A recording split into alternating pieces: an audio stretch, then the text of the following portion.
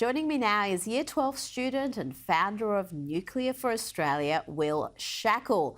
Now, Will, you got into a bit of a Twitter spat with left-wing climate change activist and son of Australia's first billionaire, Simon Holmes à Court, when you said that Australia is the only G20 country with a nuclear ban. This prompted the Till backer Holmes à Court to write, Will Shackel, why do you keep saying Australia is the only country in the G20 that has banned nuclear? Germany and Italy are in the G20. Both have banned nuclear. The EU is in the G20. Multiple EU members have banned nuclear.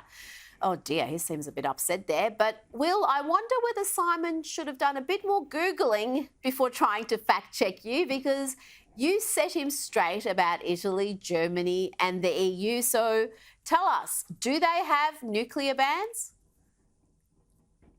Well, yes, it is a fact that Australia is the only member of the G20 with a ban on nuclear power. To go into the specifics, Germany currently has just shut down their reactors. They're not allowed to build new reactors, but they could easily switch on the reactors that they currently have. And there's huge efforts in Germany at the moment to do that because they are suffering with high energy bills and, of course, a disastrous record on acting on climate change. And then when you look at Italy, Italy actually has never had a ban on nuclear power. They had two referendums where the people actually voted down nuclear power. So that's not a nuclear power ban. But, you know, if Simon is serious about supporting our efforts to legalise nuclear power, then he should be serious about it and not misrepresent what I say to all of his followers.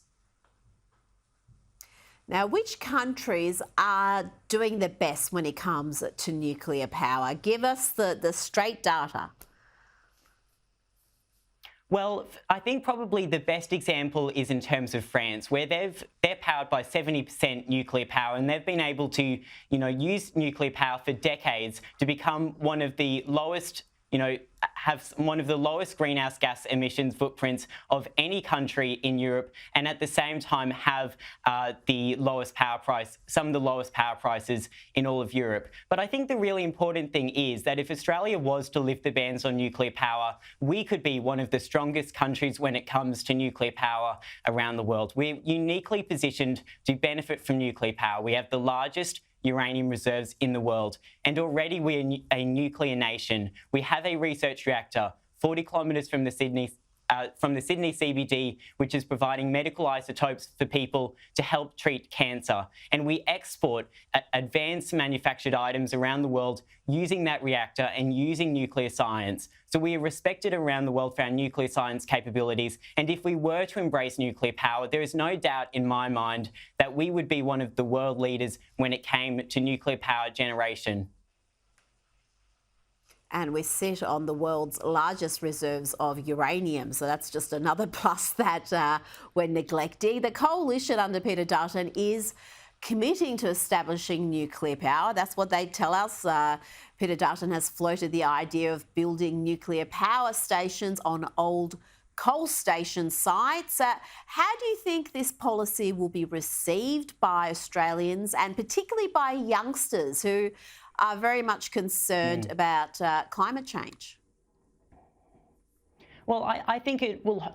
Obviously, no one knows the details of their specific policy, but I think Australians in general support nuclear power. We were able to see that in the recent news poll, which actually showed that in addition to voters from every single party, whether it's Liberals, Labor or the Greens, supporting a plan for small modular reactors to replace coal-fired power stations, in addition to that, 2/3 of my generation also supported that proposal. So when you look around, even when I was on Q&A last year, a majority of their audience also supported nuclear power. So it's abundantly clear that there is a social licence for nuclear power in Australia. And the first step should be to lift the bans on nuclear power. So at very, very least, we can consider it as an option in our energy mix. And that is certainly something that all Australians inherently support. Look, if we're going to head to net zero, I don't even see this as a negotiable. We have to have nuclear, otherwise our living standards are going to plummet. How are we going to have reliable baseload power? You can't have that renewables.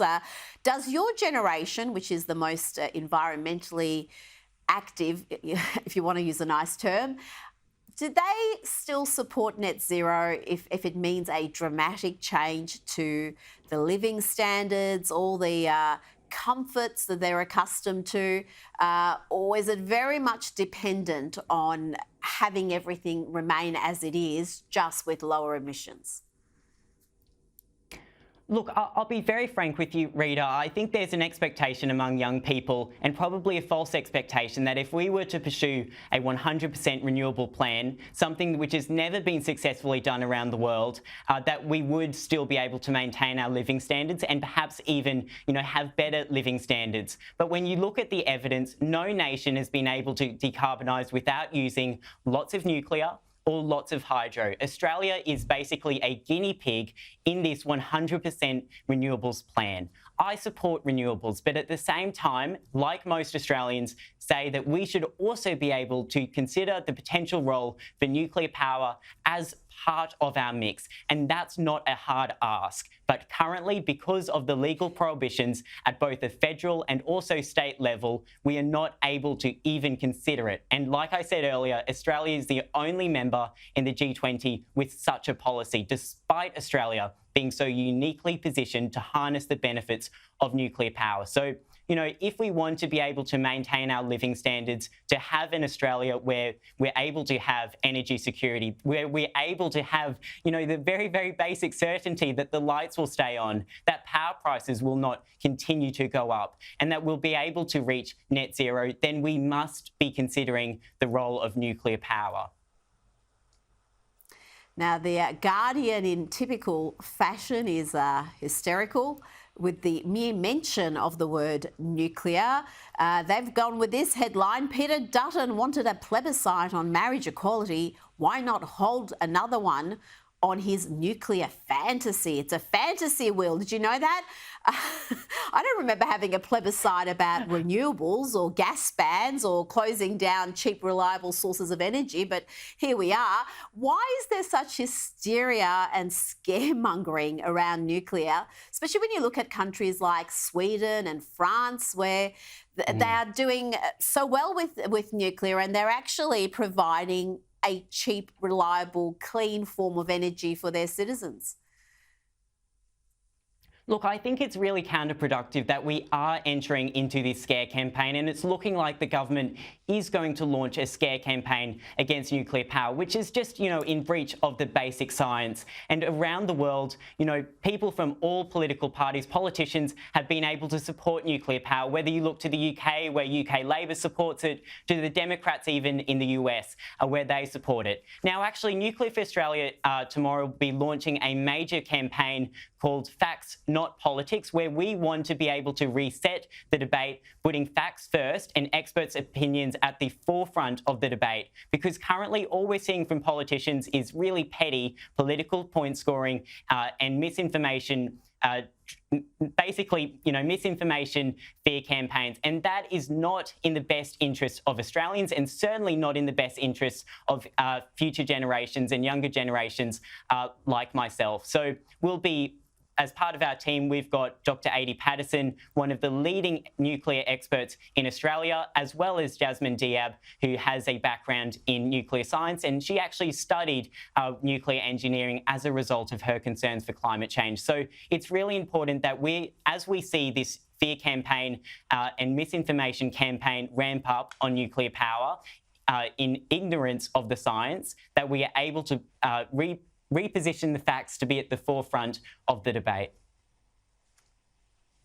Well done. I don't know where you get the time to do all this, Will, because you're doing year 12. My son's doing year 12, and I don't think you could be running a campaign like this as well. You've also launched a petition calling on decision makers to lift the nuclear ban. And how many signatures have you got at the moment? I'm going to put up the website here, so if people want to support you, they can go to nuclearforaustralia.com/petition. How many signatures are you looking for?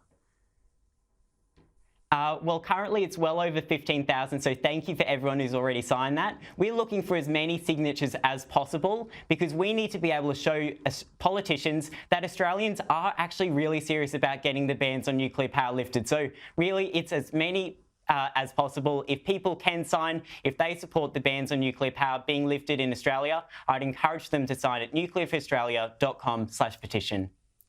Well done, Will Shackel. Thank you so much for your time this evening.